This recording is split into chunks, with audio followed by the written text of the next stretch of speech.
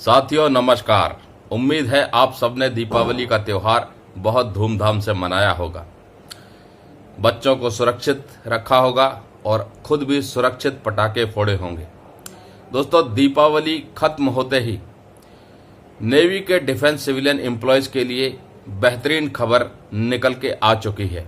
जी हां दोस्तों, productivity linked bonus उनके लिए भी लागू कर दिया है। 2023-24 का प्रोडक्टिविटी लिंक्ड बोनस उनको 40 दिन की वेजेस के बराबर दिया जाएगा। उसके ऊपर आधिकारिक चिट्ठी निकल चुकी है। अब बहुत ही जल्द उनके खाते में भी पीएलबी का पैसा आता नजर आएगा। वहीं दोस्तों, देश के तमाम केंद्रीय पेंशनरों को भी अब कभी भी बढ़े हुए 3% डीएनएस रिलीफ के एरियर का भुगतान किया जा सकता है। स्पर्श के माध्यम से जो पेंशन ले रहे हैं, उम्मीद की जा रही है कि 15 नवंबर तक उनके खाते में भी 3% डीएनएस रिलीफ का एरियर जुलाई से लेकर के अक्टूबर तक का जल्द ही भुगतान हो जाएगा। 30 अक्टूबर 2024 को डीएनएस रिलीफ का आदेश जारी कर दिया गया था। अब उसको इम्प्लीमेंट करने की देरी है। दीपावली का त्योहार था, शायद छुट्टियां होंगी। अब उम्मीद की जा रही है कि जैसे ही ऑफिस खुलेगा, डीएनएस रिलीफ के ऊपर पीसीडीए अपनी हरकत करता नजर आएगा।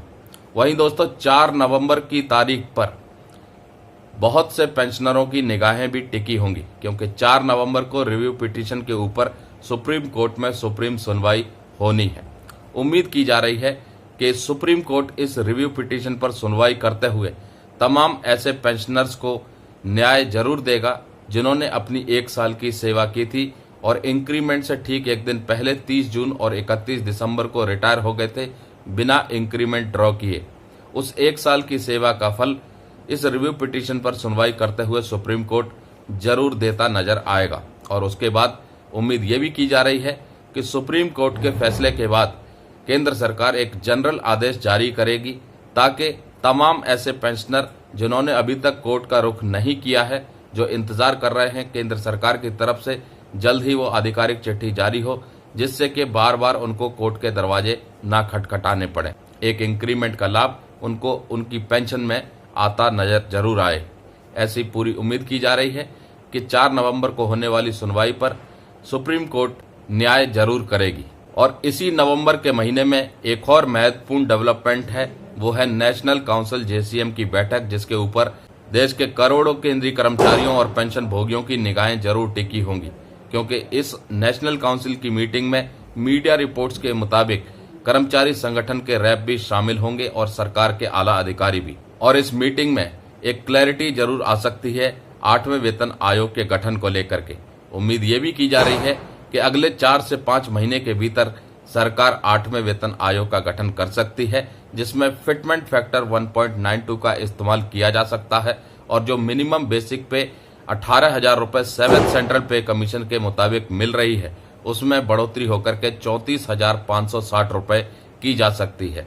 हालांकि ये सब अनुमानित फिगर है मीडिया रिपोर्ट्स की, सरकार की तरफ से कोई आधिकारिक पुष्टि नहीं है पे रिवीजन, पेंशन रिवीजन या 8वें वेतन आयोग के गठन को लेकर के। बता दें आपको कि हर 10 साल के बाद वेतन आयोग के माध्यम से केंद्रीय कर्मचारियों की बेसिक पे का रिवीजन किया जाता था। आखिरी वेतन आयोग 7th सेंट्रल पे कमीशन, जिसका गठन 2014 में हो गया था और उसकी सिफारिशों को केंद्र सरकार ने 1 जनवरी 2016 से लागू की गई थी, जिसके बाद जो मिनिमम बेसिक पे थी वो 7,000 रुपए से बढ़ा करके 18,000 रुपए कर दी गई थी। उसके बाद कर्मचारी संगठनों की तरफ से मांग भी उठी कि जो फिटमेंट फैक्टर 2.57 का इस्तेमाल कर्मचारियों के लिए किया गया था, उसमें बढ़ोतरी करके 3.68 किया जाए और मिनिमम बेसिक पे को 26,000 रुपए किया जाए। हालांकि सरकार ने सालों पुरानी इस मांग को अभी तक स्वीकार नहीं किया है, लेकिन अब अगले पे रिवीजन से उम्मीदें जगने लग गई हैं और उम्मीद की जा रही है कि इस बार की जो वेतन बढ़ोतरी होगी उसमें एक अच्छी खासी बढ़ोतरी देखने को मिल सकती है।